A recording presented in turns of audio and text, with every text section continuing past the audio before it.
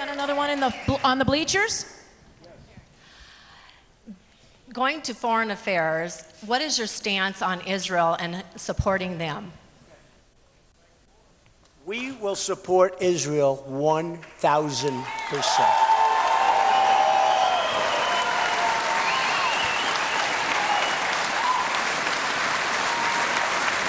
Israel feels so left alone.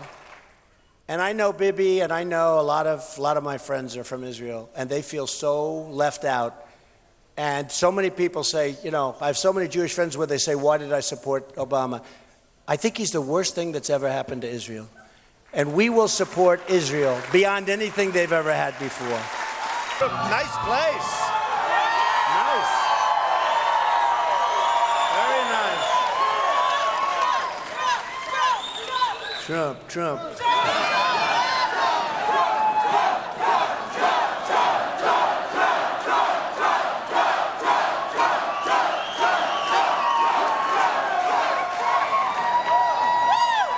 I was telling some of the folks backstage, I never, ever thought we'd do this well, this fast. This has been so incredible. What's happened all over, but what's happened in Iowa, it's been really incredible. We've had some amazing results, and they continue to come in. Get a little shake-up in Iowa. I don't know what's going on.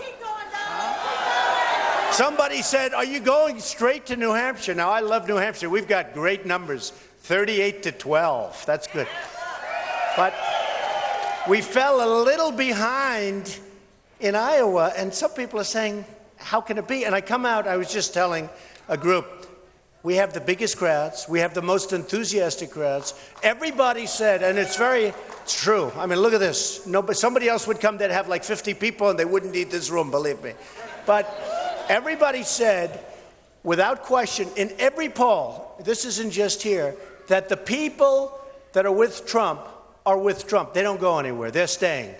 It's true. I see it. And we've seen it. You know, a couple of times they say, well, that could be the end. Then they do something, I'm 10 points up. It's the craziest thing, right? But we'll take it. But they say the people are we have the most loyal people by far, and everybody says it. The other thing they say is for leadership, number one. Very important, right? Don't you think? Leadership. I mean, when leadership is number one, they say on the economy, without question, number one, and by a lot. So, you know, it's great. I thought I'd talk a little bit, and I want to take some questions. You know, we could do a little question and answer, right? We have all these cameras going back here, and you know, it's always tough when you're on live television all the time. Look, we have 10 topics, right? How many topics? 10? How many different ways can you talk about the 10 topics? The bottom line is we want results. We want to get it done.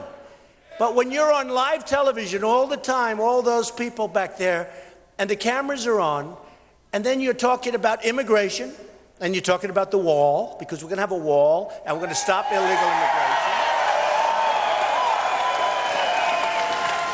But we talk about trade, and we talk about repealing Obamacare. We talk about all the things that we talk about. But, you know, you have these points, and we can talk about them in different forms, in different ways, and give different examples. But in the end, it's really about results, isn't it? Right. It's really about results. And you can only talk about the same subjects on live television so many different ways. I talk about industry. I talk about commerce. I talk about how we're losing our jobs to all of these different countries. And I give different examples. But it's still going to be a certain number of subjects. I talk about Second Amendment. I talk about 14th Amendment. We talk about amendments. You know, that Second Amendment, they want to take it away from you. They really want to do things, and it's not going to happen. It's not going to happen. At least with me, it's not going to happen. That I can tell you.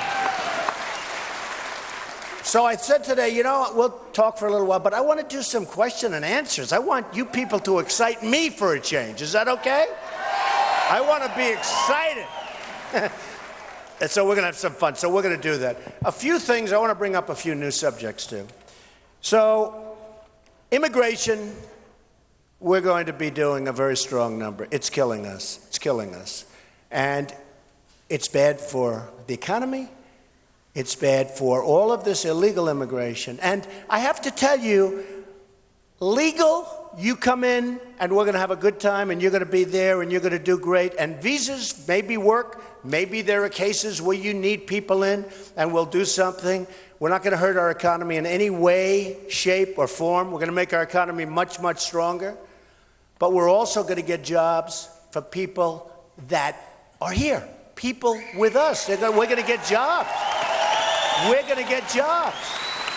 But the illegal immigration, I did this and I made my determination. I took a deep breath because I'll tell you what, it takes courage to say, I'm going to run for president.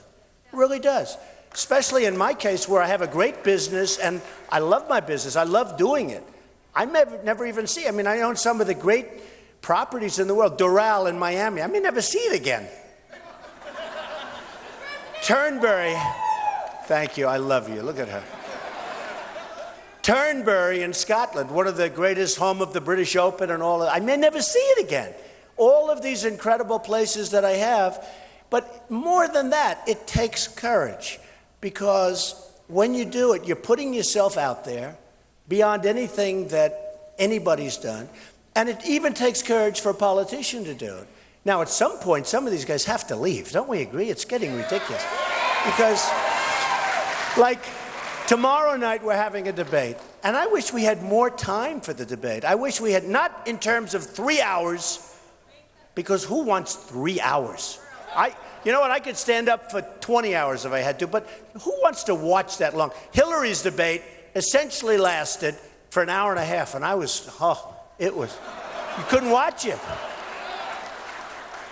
You have Hillary against a socialist / communist, and nobody knows that. And honestly, he's not going to win, just so you understand. He's all kidding. He's not going to win, and neither is she. You're right, long term. Well, she's being totally protected because, in theory, she shouldn't even be allowed to run. It's true. She's being protected. It's a tough game. It's a nasty game, but she is being totally protected. But she's going to beat him, and you still have one more of these guys, O'Malley. So he'll be out quickly, I guess. I don't know. What's he doing? What do they do when they have zero? They have zero. And I wouldn't say it against our folks, but they've treated me, some of the zeros have treated me so nastily, right? Because they want to start controversy, and they want to try and pick up some points. And you know what? I'm not even going to mention names. Usually I do. I love doing it. But everybody that's hit me so far has gone down. They've gone down. And they've gone down bigly. And a couple of the ones and zeros, they're the ones that hit the hardest. They're like desperate people. But they hit. One of them has a 0 with an arrow pointing to the left. That means less than 0. And I don't understand. What does it mean? I assume it's a typo, but maybe not. But when you look at the things that are happening with our country, the trade situation with not just China. I talk about China all the time because that's the main abuser. That's the biggest abuser. The numbers are astronomical. Almost $400 billion a year in terms of imbalance. Think of it, $400 billion a year. And they send stuff over here, but we can't send stuff over there. They tax us, big tax. A friend of mine can't get his stuff over there. The tax is so big, big tax. Somebody bought an airplane in China, here, can't get it over there. It's a spoiled guy, a rich guy, bought a beautiful plane, can't get it over there because the tax is so massive that now he's selling it in this country. Because China won't let him have the plane and he has to pay a tax. I won't even tell you what the tax is. It's so astronomical that I don't even believe it myself. So I'm not going to say it because those guys will say, well, he was wrong. All I can tell you is it's a massive tax. Like, you don't buy planes here. Because if you do, you won't be able to get them back in. And here we accept all of their product. So we have almost a $400 billion trade imbalance with China. We have a $70 billion trade imbalance with Japan. We have with all that's going on now in the South China Sea, and you look, well, we have a destroyer, relatively small ship over there I don't know if I'd want to be the captain of that ship right now, but they're being sort of mocked and scorned, and a lot of bad things can happen. But you know, we have an agreement with Japan, and I love Japan, I love China, I love all these people, but their leaders are killing us because they're smarter, sharper, more cunning. The leaders of Mexico are killing us at the border and in trade. They're taking so many of our companies. Even Nabisco, my Oreos, they're taking Nabisco. Right? I'm never eating Oreos. I tell it all the time. They had some Oreos before in the plane. I said, I don't want to touch them. Bring them back. Are you allowed to bring them back? Bring them back, right? But I'm not happy. They're leaving Chicago and they're moving their big plant to Mexico. So when you see this happening, we have to stop it. And I'm not going to, look, I'm not going to beat around the bush and, oh, let's talk and let's be nice and let's say everything. Nobody can do it like I do it. Nobody. Honestly, nobody. We can.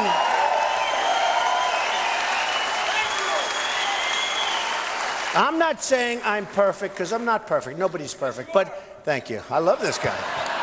Handsome guy. I like him. Very good.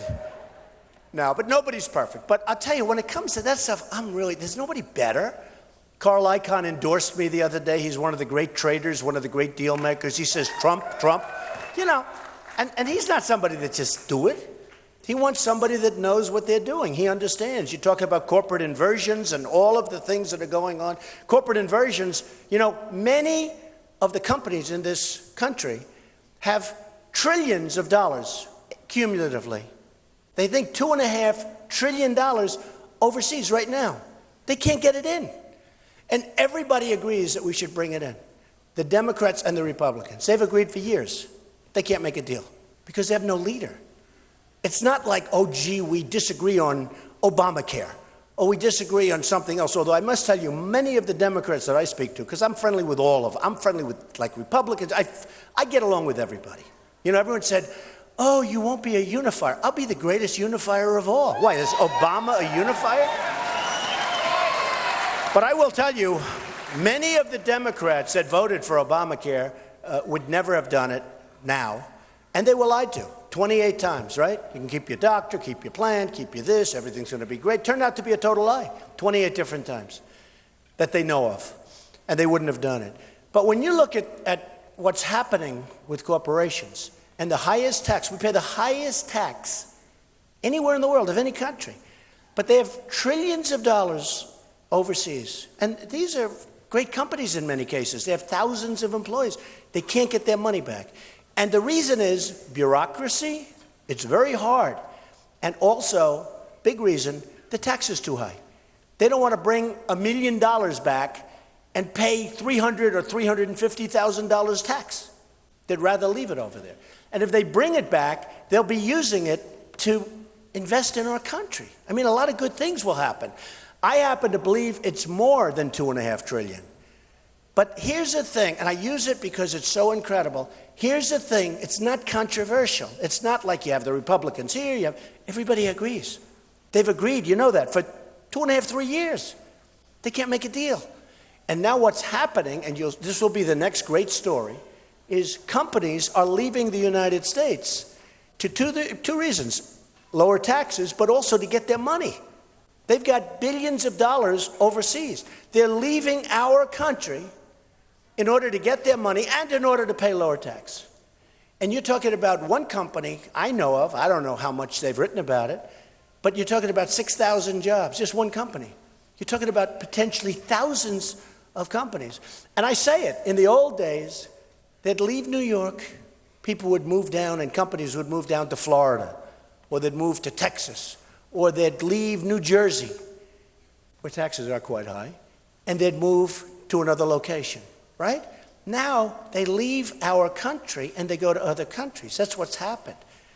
In the world of the internet and the world of very fast jets, it's a different world out there. And there's no loyalty. They're paid a lot of money to make a lot of money for their shareholders. And some of them actually are foreign. They'd like to move back to these countries. They bring in executives that are from Ireland, from other places. And they don't mind. They have no loyalty to the United States.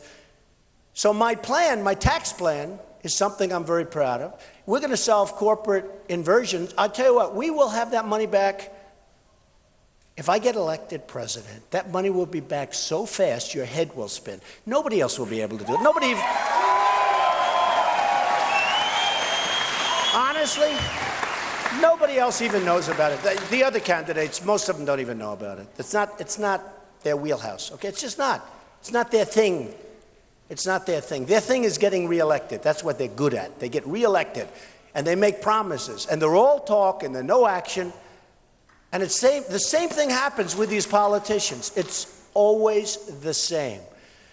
So we have so many different things, and what I've done with our tax plan, which is something I'm very proud of, we've brought it down into a few groups, because right now you have to go out, people that aren't doing well, go out and hire companies to help them with their tax plans. They'll pay $500, $1,000, because it's so complicated.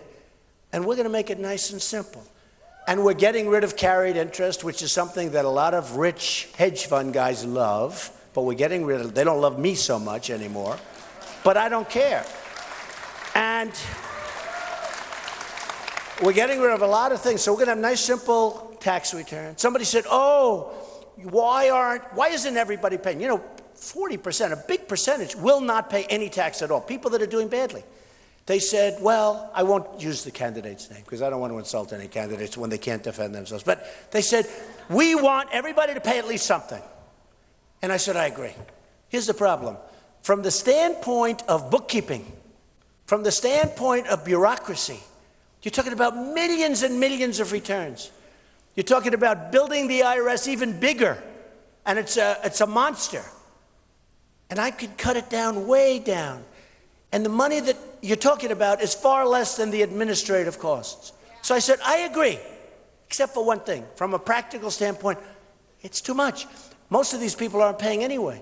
What I want to do is bring our jobs back from China, bring our jobs back from Mexico.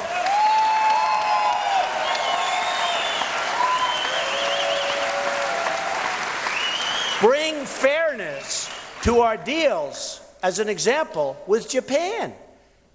I was in Los Angeles. Ships, the biggest ships you've ever seen. Cars are pouring off into this country, made in Japan. We give them practically nothing. The balance is so bad. The imbalance is so bad. You say how, and then we have all the strength. See, what our people don't know, and only somebody that wrote the art of the deal or that does this stuff, right? It's natural. It's like a great athlete. Like a Jack Nicklaus. He always was able to sink that putt, right? He's just better.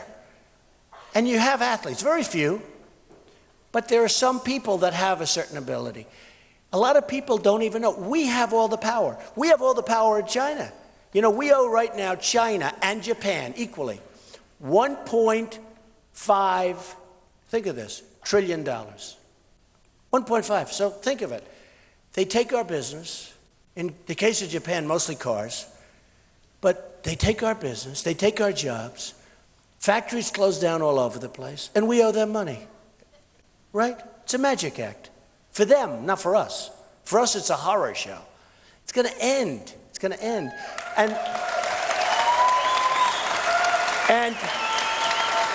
And people like Carl Icahn and people like the best I know the best negotiators in the world. Some of them I think are horrible people. I'll be honest with you. I don't care.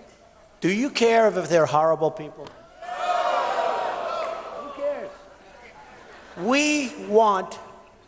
Now, Carl happens to be actually a very nice guy, but he's a brilliant negotiator and a tough cookie, and he's built a fortune. He doesn't want money. He doesn't want to say, oh, give me $200,000 a year in government money. He wants to do it. He's proud to do it. He wants to help the country. And it's so easy for him. For instance, if I said, Carl, do me a favor. The trade deal we have with China is so unfair. We're losing $400 billion a year, Carl. Do me a favor. Make it fair. I don't have to give him a big speech. I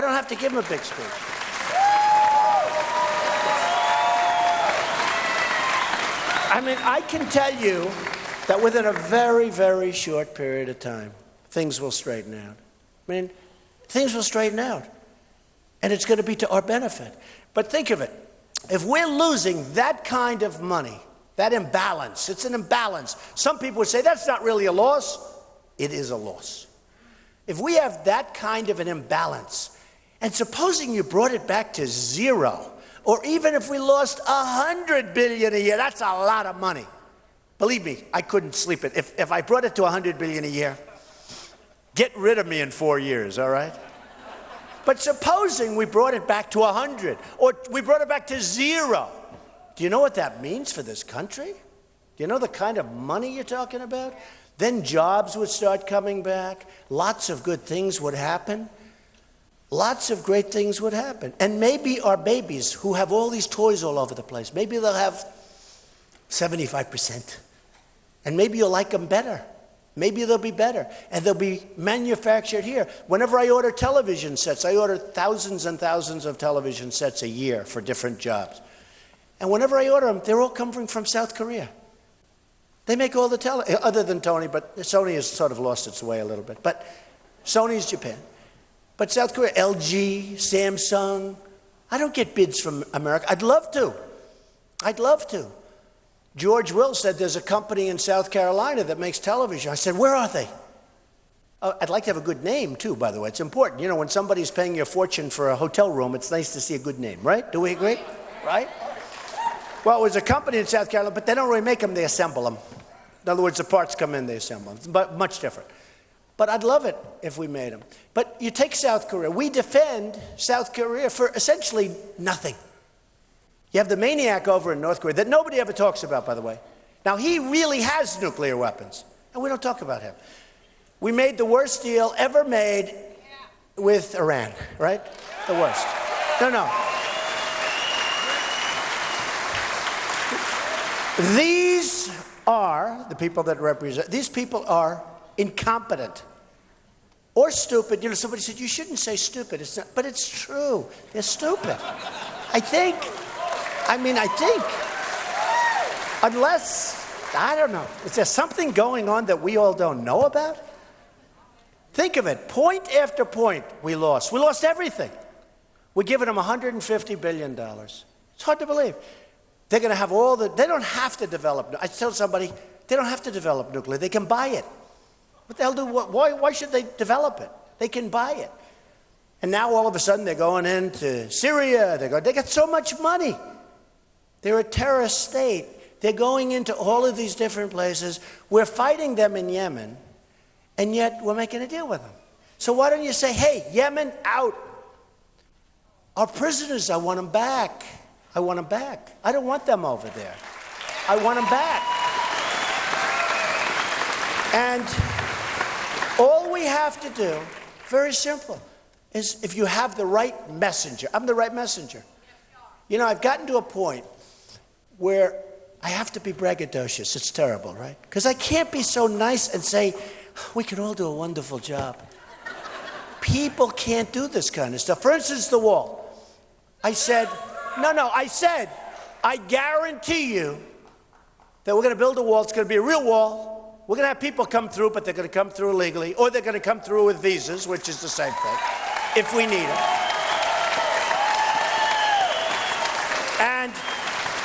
And we want people to come through. I want people to come through. I don't want to say no. But we have at least 11 million. You know, the scariest is nobody has any idea how many. You know, we've been hearing that number for years, like 11 million. We have no idea. I spoke to one of the top people. They have no idea. Might be 5 million. Might also be 32 million. Nobody could be 50. Where is he? Stand up. He might be closer than anybody else. Probably is. But we have to get them out. We have to, look, it's harsh. Dwight Eisenhower, we all like Dwight, right? Remember the expression? Right? Dwight. I go, remember the time he got elected, I like Ike. How could he be bad? All right? And I think he was a nicer general than MacArthur and Patton. And I like Ike as a president, but I loved Patton and I loved General MacArthur. I loved him. And we're going to find ourselves a Patton. And we're going to find ourselves, because we have a lot of smart guys in our military and women. We're going to find ourselves a Patton. Yeah, right here. I'll be the Patton. But we're going to find a Patton and we're going to find a MacArthur. And I'm really good at that. We're going to find great people. Because, and I've told this story, where I watch these generals go on television. They shouldn't be on television. They shouldn't be talking, you know? They shouldn't be talking. They should be doing. And they asked a certain general, I'm not going to insult him, it was like a month and a half ago, on a show, talk show. I said, here's General so-and-so, one of the top people. I could even say the top. I said, what's he doing on television? And he's saying, well, ISIS is very tough. You know, they're spread out. By the way, they took the oil that I said take. Remember I said take the oil? Yeah. Always. Take the oil. They're being funded by the oil that I said take. I don't want their damn oil, but you know what? It turned out to be another benefit of having it. Take the oil. And we didn't do it. We shouldn't have been in Iraq in the first place, and I said that in 2003. Shouldn't have been there. We totally destabilized the Middle East. We totally blew it. But we were there. Then Obama announces, because he's so predictable, we are leaving on a certain date in a year. All right? I couldn't believe it. I'm sitting there saying, did he really say that? He said, we will have all troops out by a certain day, right? Did he say that?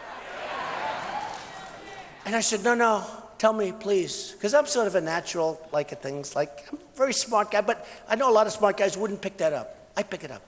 I say, oh, you know another one I got high marks on from every poll? Military. They think I'll be the best in the military because they say I will be, you know, I always say I'll be the greatest jobs president that God ever created. I will. But everybody knows that, especially God. Everybody knows that. But you know what I'll be? I'll be great at the military. I'll be so good. And I'll know when. And I'll build our military so strong, so tough, so incredible. Nobody's going to mess around. We're never going to have to use it. We're never going to have to use it.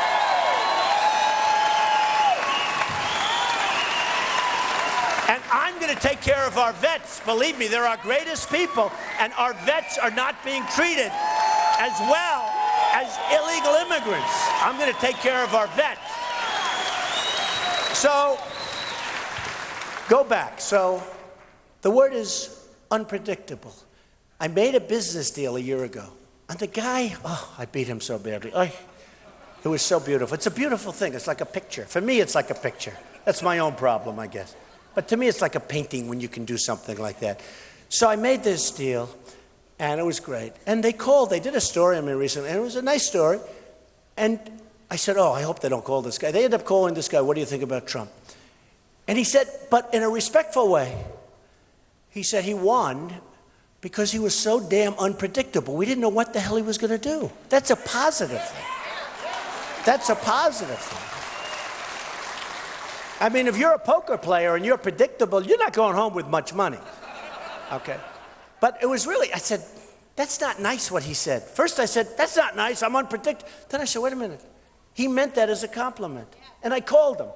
I said, what did you mean by that?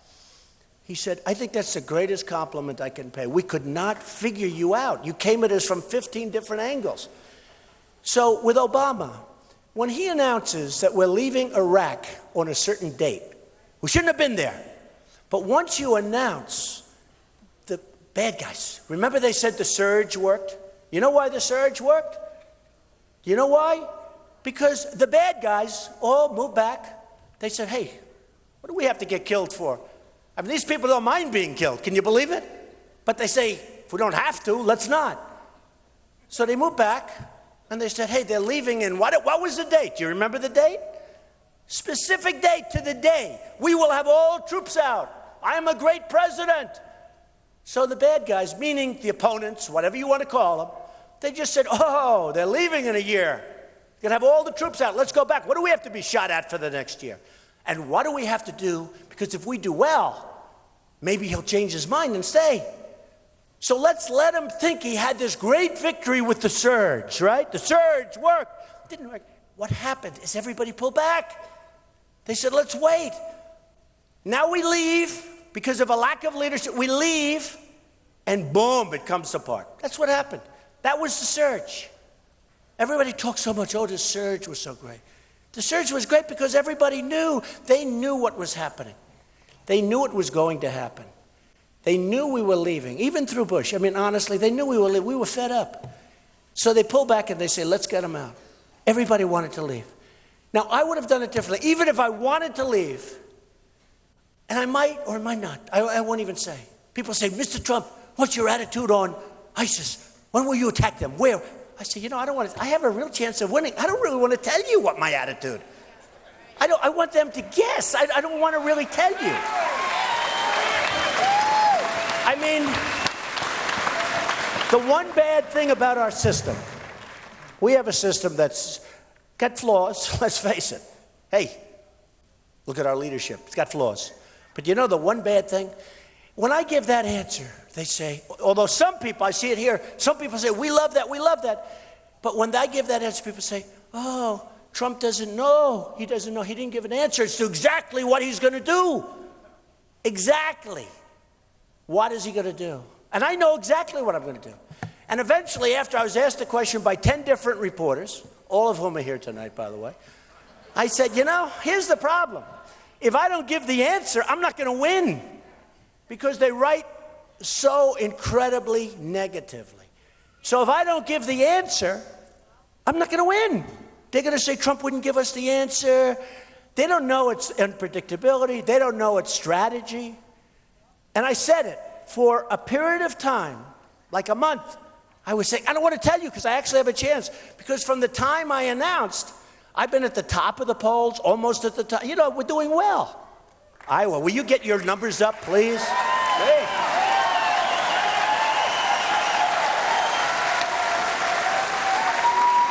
When you get these numbers up, I promise you I will do such a good job. First of all, I am a great Christian, and I am. I am. Remember that. And I do well with the evangelicals. But the evangelicals left me down a little bit this last month. I don't know what I did.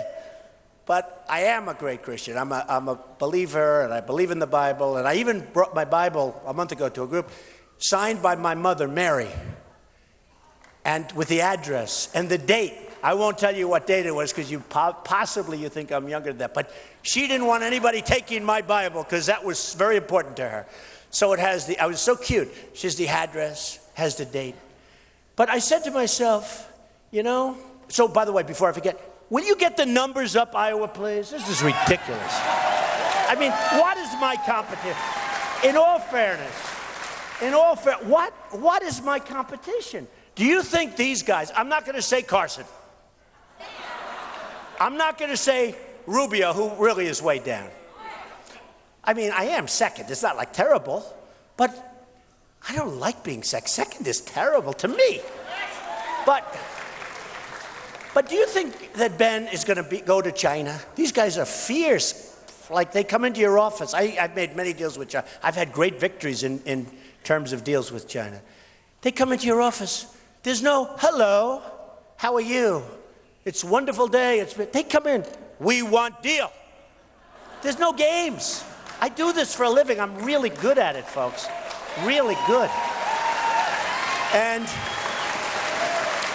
when you talk about energy, I'll tell you one thing. Everybody agrees, ooh, do I have energy? Ooh.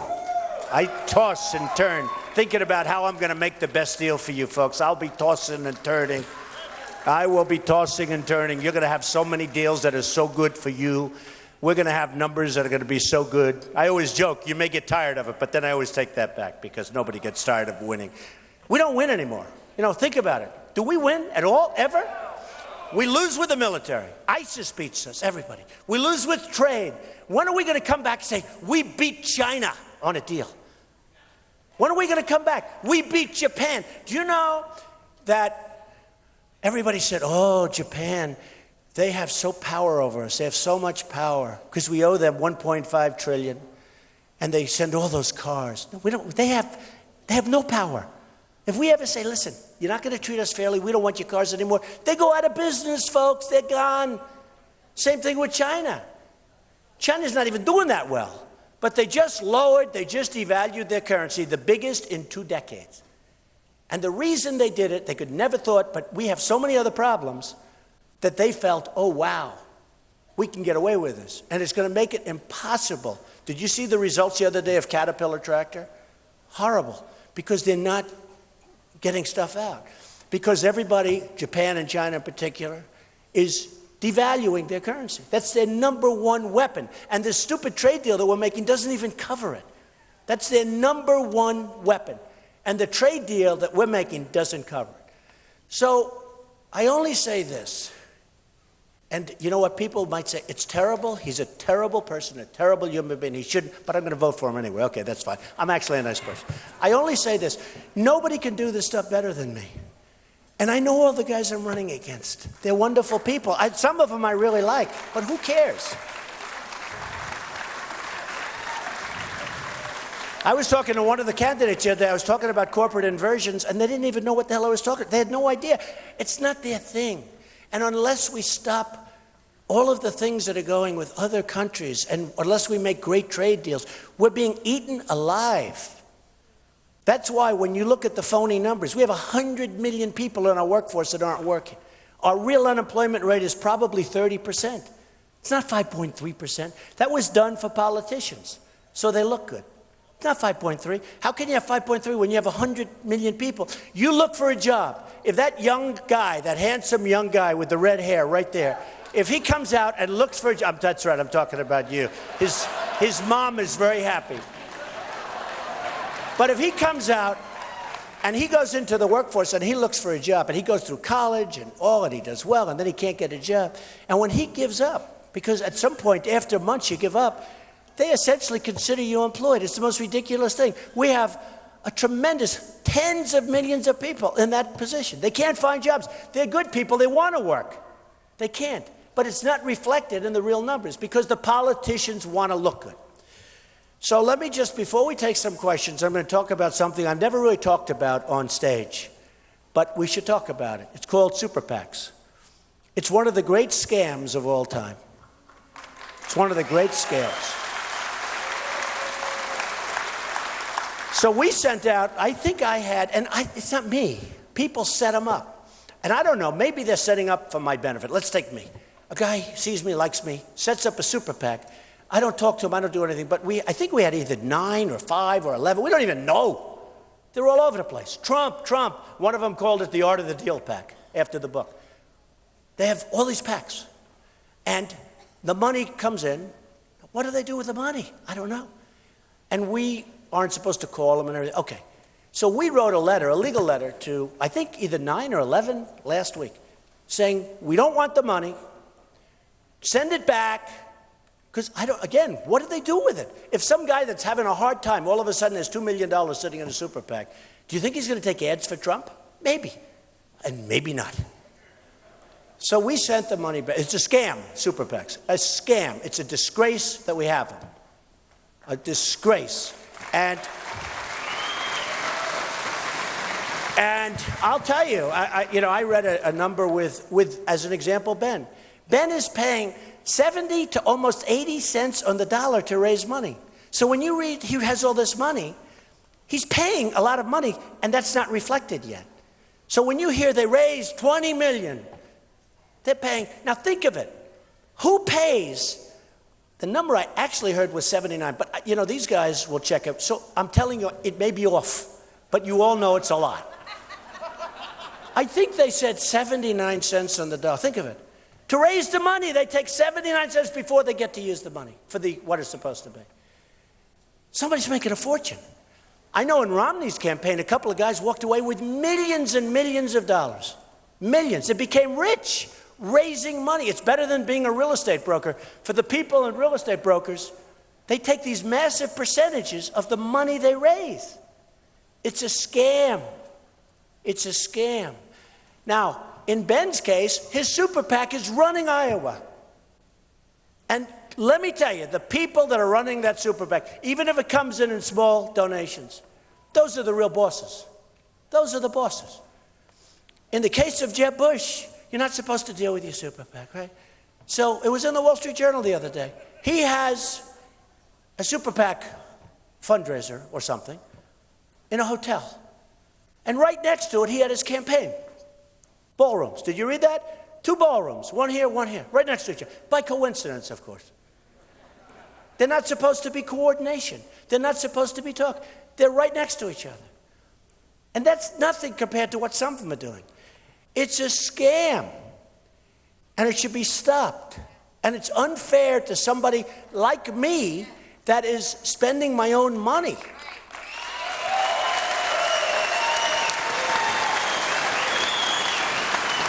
And what happened, and I haven't talked about this before, but I mean, I'm seeing what's going on. It's horrible what's going on. What happened is last time when they had the super PACs, I actually think there was sort of a wall. You know, they call it the wall. And this is a wall, too. It won't be as good as the wall I'm going to build, but this is a wall. But there was a wall, and they didn't deal. I mean, even though, like, Bush has a friend of his running a super PAC, I'm sure they never talk. I'm sure. What do you think the chances are that they talk? 100% or 99%? 100. I say 100. I say 100. Only a foolish person would say 99. But whatever. They're not supposed to. But they put a friend in there. They put other people in there. They put whoever. And that's the way it works. And in some cases, I hear in Ben's case, I hear in other cases, they're literally running. I mean, had Walker done this, in all fairness, because he had money in the super PAC, but he had no money in his campaign. And he was unable to figure out this is what they're all doing. That's why he's out of the race, because he couldn't figure it out. But the whole thing with super PACs is a horrible, horrible scam. So I sent letters last week to as many as we could find. They're all over the place. We want you to close the super PAC. We want nothing to do with it. We don't want you to advertise for us. We don't want any of the money. Go home.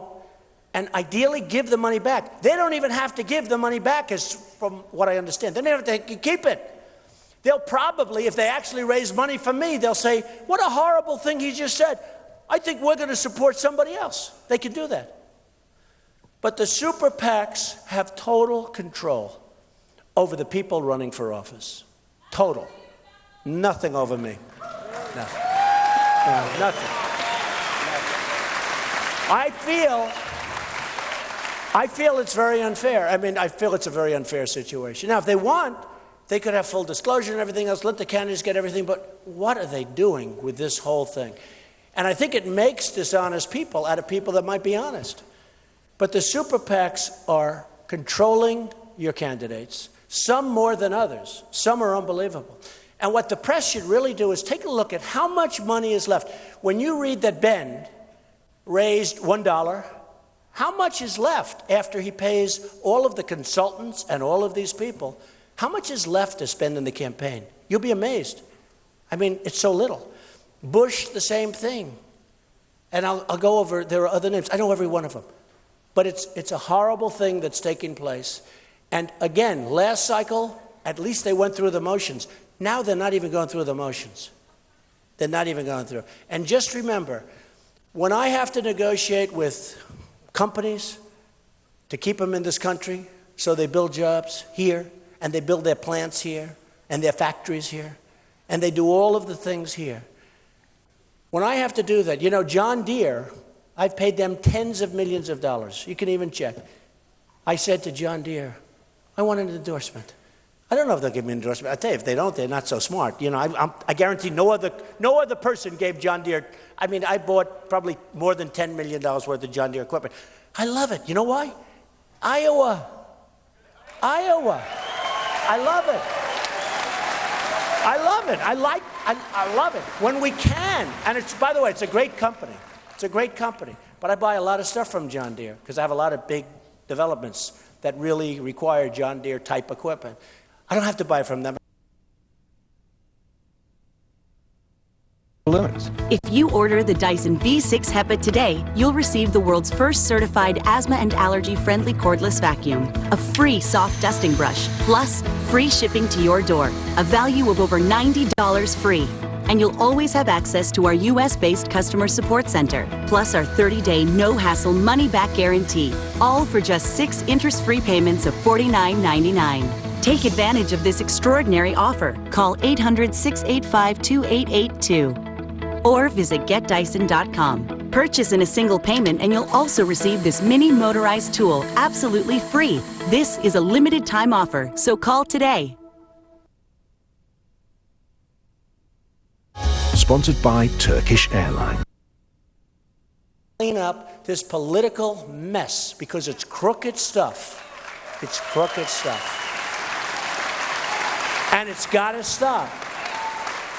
And it's very unfair to people that go out and do it the way you're supposed to do it, including me, where I put up I think I'm the only one. I know I'm the only one that's self-funded. I'm the only one. I'm putting up my own money. Other than, I always preface it, people write in to donaldjtrump.com or whatever, and they send me checks like $20. I keep saying about the woman for $7.50, $50, $100. Because I don't want their money, but if you send it back, it's totally insulting. I mean, they always write letters, too. They write these beautiful letters. It's, Mr. Trump, I can't afford much, but and I know you don't need it, but I'm sending in $50 because it's so important what you're saying about the country. And it's beautiful. I mean, I have seen such beautiful letters. And if I sent it back, there is no letter I can write that's not going to be insulting to those people, really.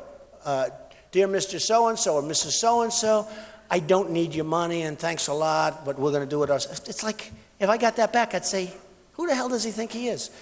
So we take that, and it's something that I think is important. So I always preface it by saying, I don't consider that funding, but I'm self-funding my campaign, and I'm getting ready to put up millions. Millions. And something I'm very proud of that I think is great, and it's been really great. It hasn't gotten much publicity, but I have spent less money than any other candidate, okay? By far, I think. I don't know, probably a couple of guys that have nothing, so they just go around but I was told I spent less. And I had the best result because in most polls, I'm number one. Now, until Iowa came along, I said every poll. And then Iowa, what the hell are you people doing to me? You know? I'm telling you, they said, why don't you skip Iowa? They told me that. Everybody said, skip Iowa. No. All of the political geniuses. A man just interviewed me backstage, great reporter. He's actually a great reporter. Of course, if he writes a bad story, I won't say that. Right? Then I'll read. But he's a great reporter. And he said, would you ever think of maybe skipping Iowa, going right to New Hampshire? And then you go to South Carolina, where I'm leading by massive. You got to see the rallies we have. They're incredible. But you go to New Hampshire, you go to South Carolina, you go to Nevada, you do the SEC, and skip. I said, I can't do that because I have such an unbelievable relationship with the people from Iowa that I think we're going to win. I really do. I believe it. I believe it.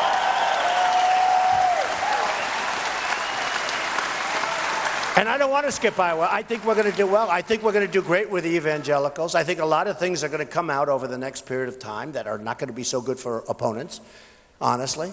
And I think I'm going to do great with the evangelicals because I am the real deal. I will tell you that. I'm the real deal. So I told these political pros, I hate to say it, but the last long number of elections on the Republican circuit, the person that won Iowa did not get the nomination, okay? I want to take away some of your mustard. Do you understand that? So could we and please do me a favor, let me win Iowa, and then I'm going to win. I'm telling you, we're going to win New Hampshire, and we're going to win South Carolina. A great poll just came out on North Carolina just a little while, a PPP poll. It was great. Some of you saw that. But great poll. But we're going to go on. We're going to win. We're going to win. And they actually, one of the pundits, because you have some smart pundits and some very, very dumb pundits. A lot of the pundits that said, he'll never run. He's not going to run. Not going to run now. They're still trying to recover. But one of the very smart ones said, if Trump wins Iowa, it's over. It's interesting because it'll go right through. Because everywhere else, it's so great.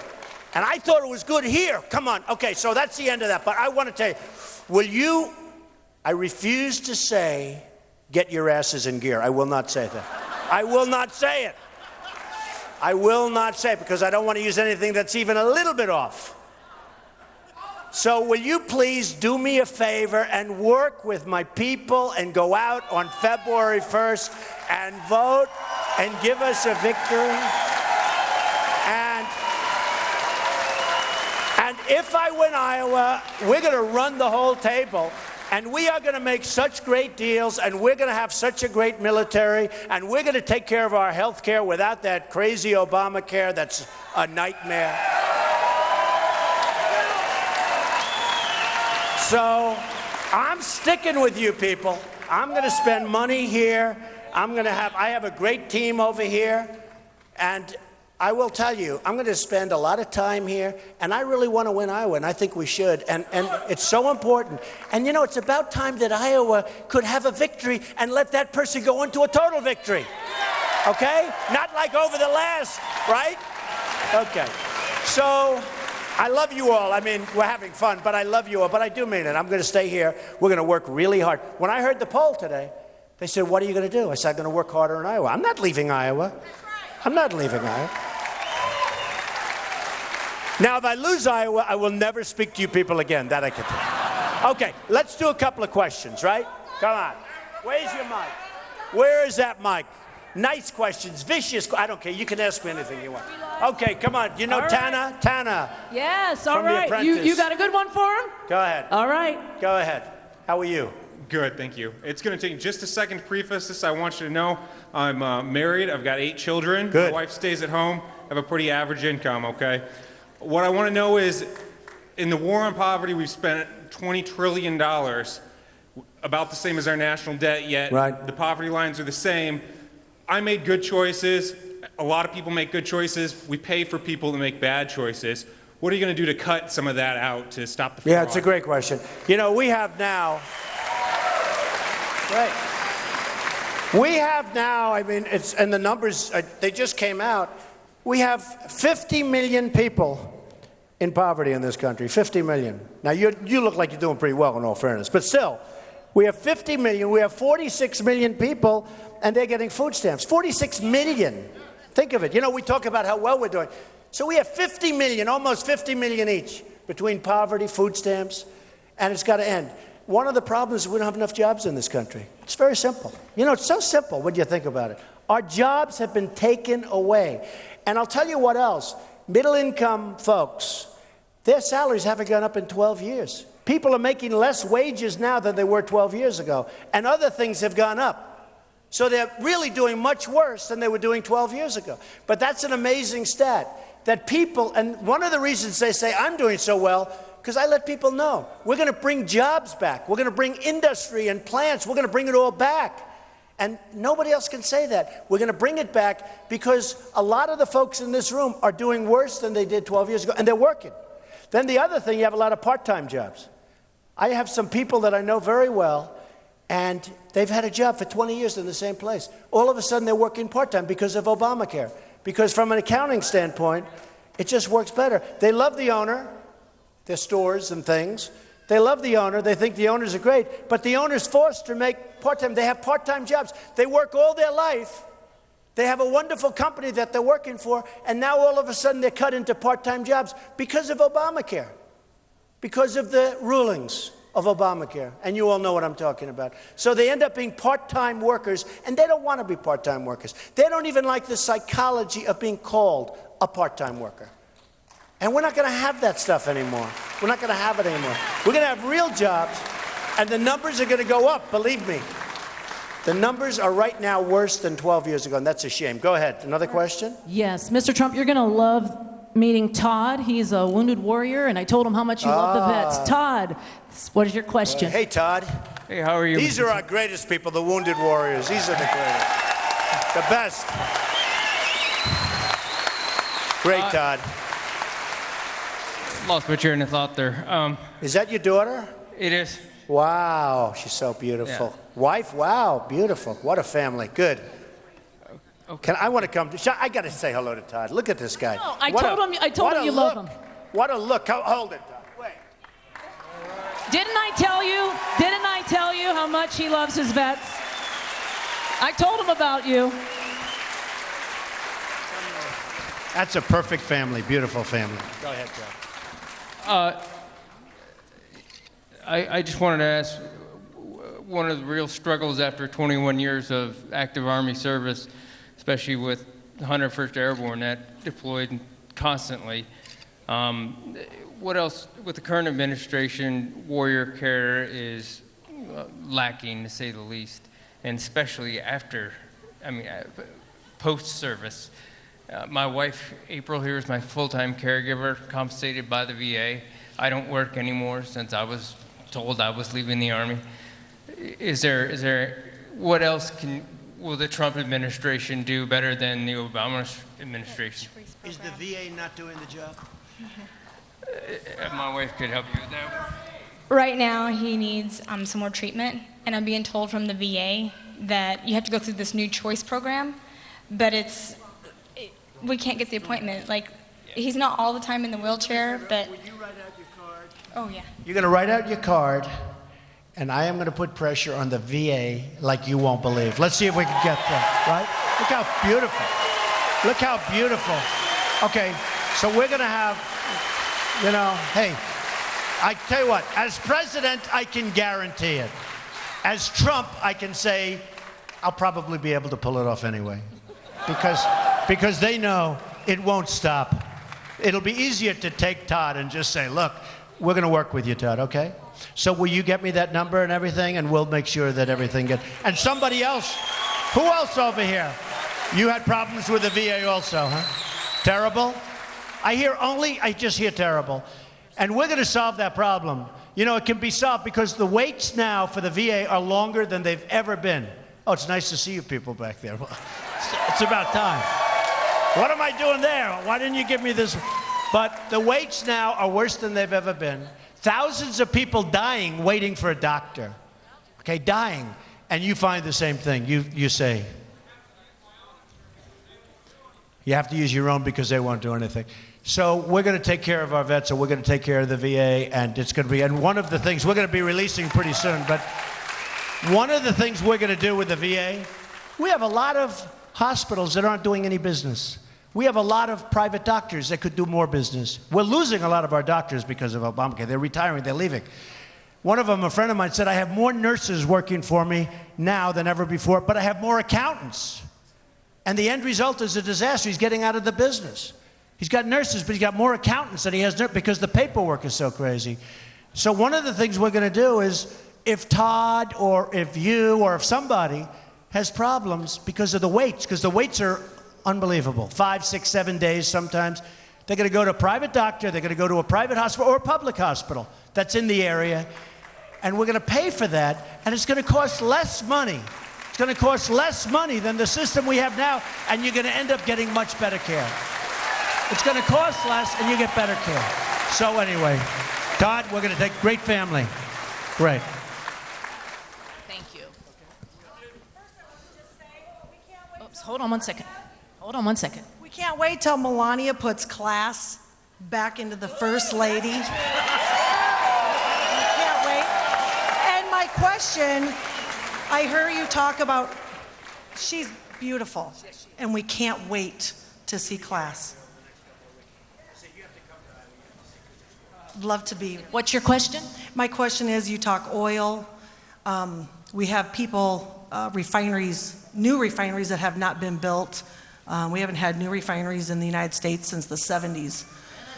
Keystone Pipeline, what will you do with that? All right, so the Keystone Pipeline, first of all, I'd approve it because it's thousands of jobs, okay? I would approve it so fast, so fast. And Hillary should have approved it. Hillary wanted to approve it, but she's been dragged so far left that she's, forget it. It's a disaster. So I would approve it. But with that being said, I may want to make a better deal. Because you know what? We're bringing oil from Canada, right?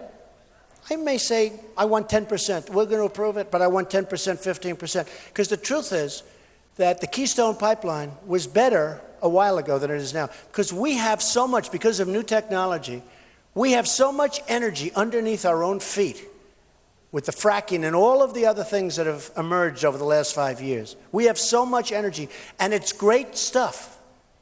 We have really great quality, higher than Canada. They have the tar sands, which is a problem for them, very expensive to get it out.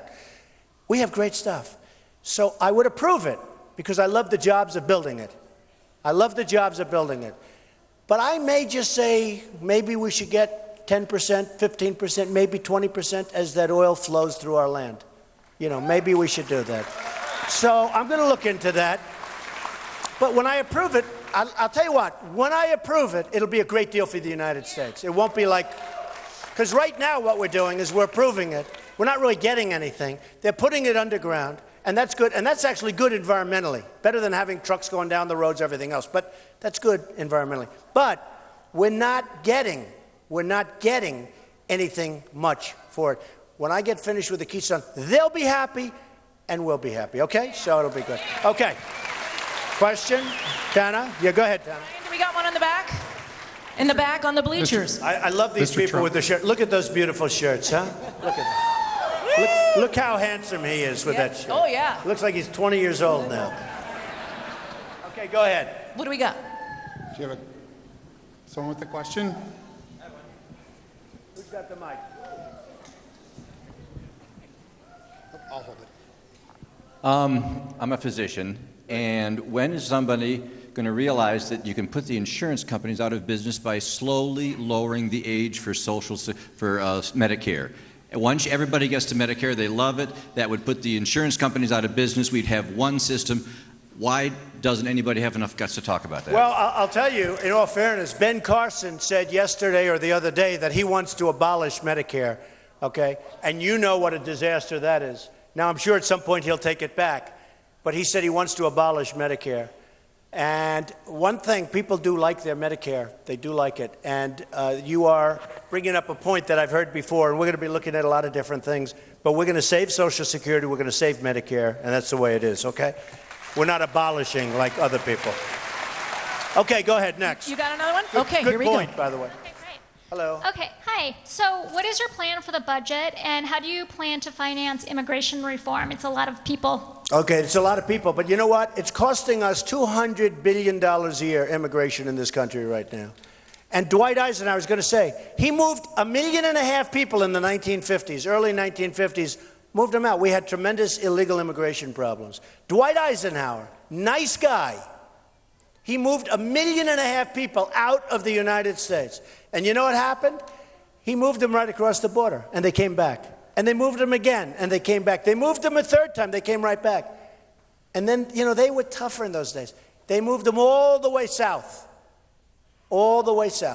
and they didn't come back. Now, we have to do it. We have no choice. We either have a country or we don't. And I want them to come back, but I want them to come back with papers. I want them to come back legally. I want them to come back. The good ones. The good ones. Well, but only the good ones. We got some bad ones. You remember the heat I took with illegal immigration? Remember that heat? For 2 weeks, Rush Limbaugh said, he has received more incoming than any human being I've ever seen. And then he doubled down. He thought it was pretty good, and he's good, really good. But you know what? I took a lot of heat, and then you had Kate in San Francisco killed, shot in the back, and so many others. And people started looking. And let me tell you, we have some wonderful people over here, and they're here illegally, but they're wonderful people, okay? And we'll try and get them back real soon, and we'll do it through a legal process. But we also have some really bad gang members. You know, some of the gangs in L.A., they're made up of illegal immigrants. And we have unbelievable police forces that don't get the respect that they should get. They don't get it.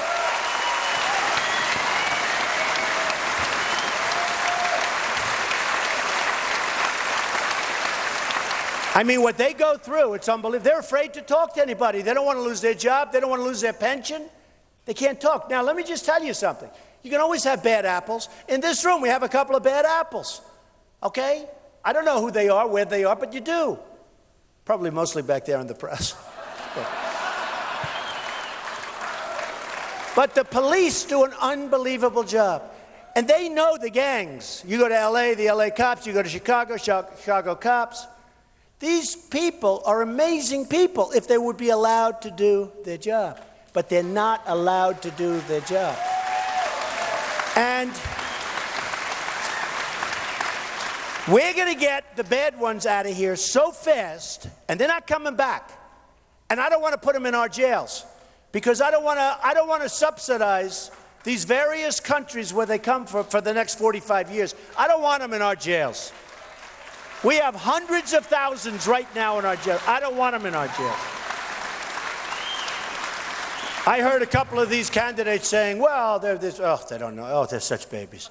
But you know what? They're talking about putting them in jail. Well, I don't want it. Our jails are over brimming. I want to use our jails for people that are supposed to be there, okay? And I don't want to put these really bad dudes, I mean, they are bad. I don't want to have to pay for them for the next 45 years, okay? And we're going to deal very humanely with the good people, and there are mostly good people. But we got some real bad ones, and they're out of here. Your head will spin. Probably, somebody said the other day, what's the first thing you're going to do? Well, we're going to work immediately on repealing Obamacare. I'm going to, you know, the one good thing about executive orders, the one good thing, you know, Obama signed an executive order where everybody just come in.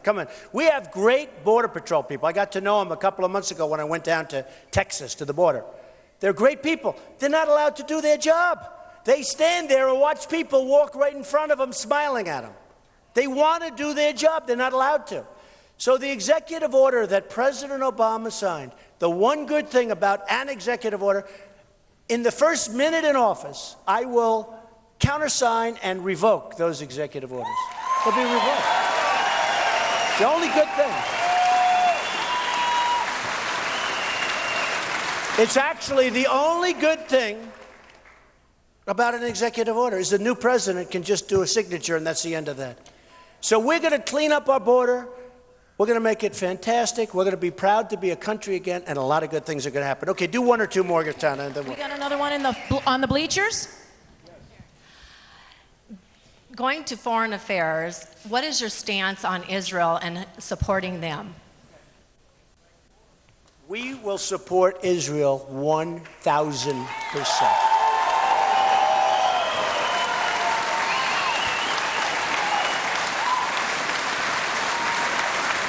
Israel feels so left alone, and I know Bibi, and I know a lot of my friends are from Israel, and they feel so left out. And so many people say, you know, I have so many Jewish friends where they say, why did I support Obama? I think he's the worst thing that's ever happened to Israel. And we will support Israel beyond anything they've ever had before. Okay? That's an easy one. That's the easiest question of the night. Okay, go ahead, Tana. Okay, we've got a young adult. Okay, hello. Hi. My question is, it goes back to immigration reform. Why is your answer then not to strengthen regulations on drug trafficking, That'll be sex part trafficking? Of it. That'll be part of it. Yeah. Because I think every issue with the big problems, the big issues on Capitol Hill are very comprehensive, and so I think it's more than building a wall, and I think it's more than just shipping It's out more, people. but it's, the wall's a big factor. It's 60, 70%. The drugs are a great question. We're going to stop drugs. Look, I told you before, Mexico, 45 to 50 billion. That's not including the drugs.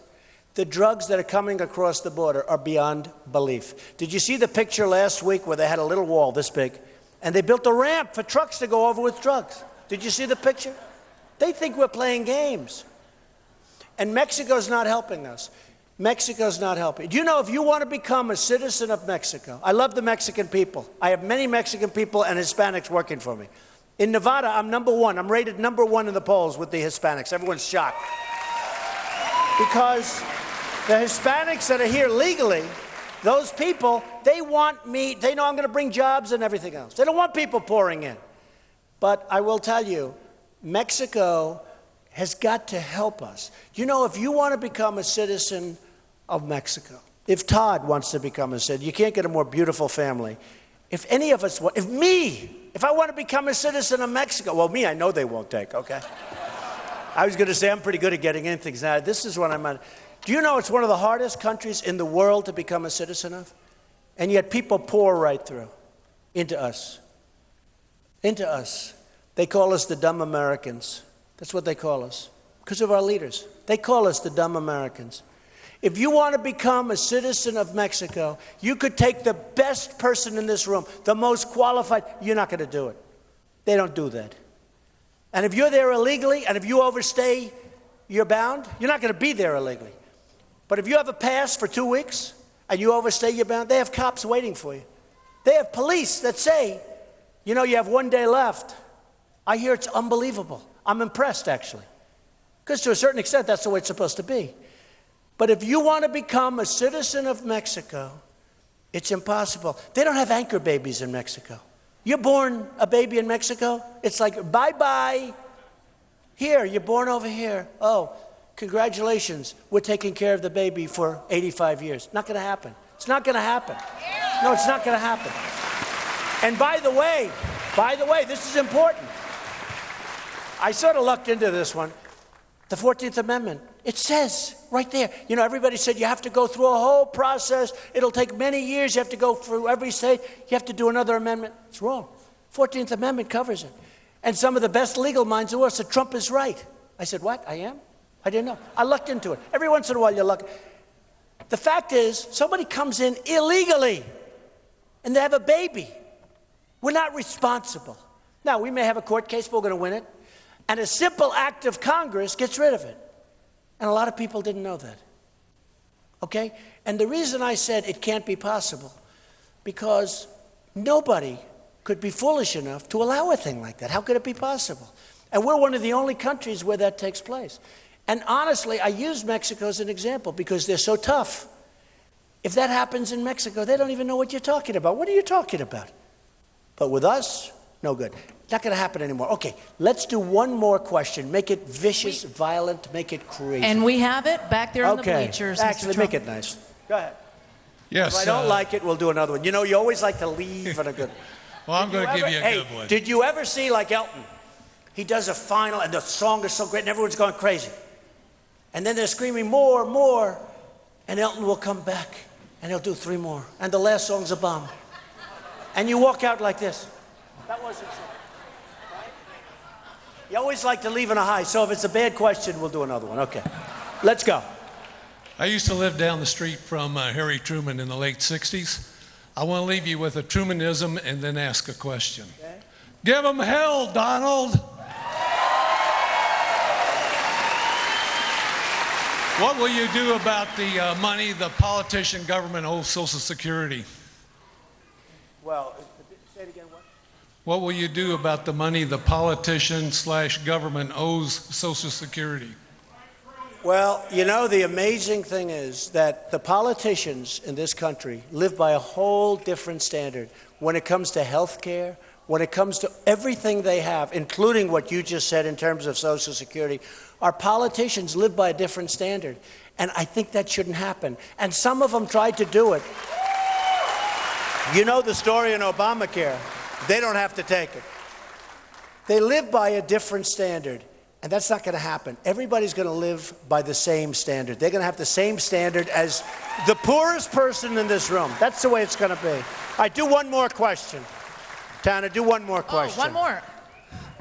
Go ahead, Tana. I can't get over there. I'm right here with the mic. Who do we got? Okay. By the way, isn't Tana great? Oh, right? thank you. You're sweet. She's great. We have a young adult. You know who's also great? Sean Johnson, right? I love Sean. Sean Johnson is great. Go ahead. Hi. I was just wondering who you're considering to be like your running mate or your vice president. Okay. It's a good question, but it's, you know, if I answered that question, we'd have a big, big story. You know that, right? You know, I'll tell you, it is a question that's asked a lot.